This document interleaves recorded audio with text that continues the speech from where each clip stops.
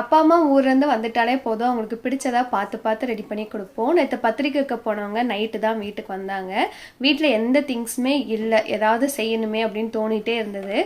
மற்ற வீக்ஸாக இருந்தால் Friday market தானே அப்படின்னு இருக்கிறத வச்சு தான் ரெடி பண்ணியிருப்பேன். ஆனால் அப்பாவுக்கு தான் கொஞ்சம் ஸ்பெஷலாக செஞ்சு கொடுப்போன்னு மார்க்கெட் போயிட்டு திங்ஸ்லாம் வாங்கிட்டு கோதுமை மாவு எல்லாமே வாங்கிட்டு வந்தேன். ஃபஸ்ட்டு ஸ்வீட்டோட ஸ்டார்ட் பண்ணுவோன்னு காலையில் தயிர் உரைய ஊற்றாமல் பால் அப்படியே வச்சு ஈவினிங் வந்து சேமியா கீர் வந்து ஃபஸ்ட் ரெடி பண்ணியிருந்தேன்.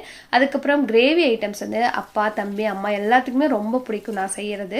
பூரி ரெடி பண்ணி உருளைக்கிழங்கு பன்னீர் குடமிளகாய் இதெல்லாம் போட்டு கிரேவி ரெடி பண்ணியிருந்தேன்.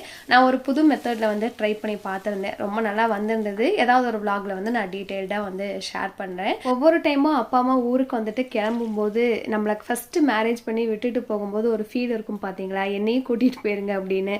அந்த ஃபீல் எனக்கு இப்பயுமே இருக்கும். உங்களுக்கு எப்படின்னு கமெண்ட்டில் சொல்லுங்கள். பூரி கிரேவி ரெண்டுமே சூப்பராக வந்திருந்தது. 2 பேருமே நல்லா சாப்பிட்டாங்க.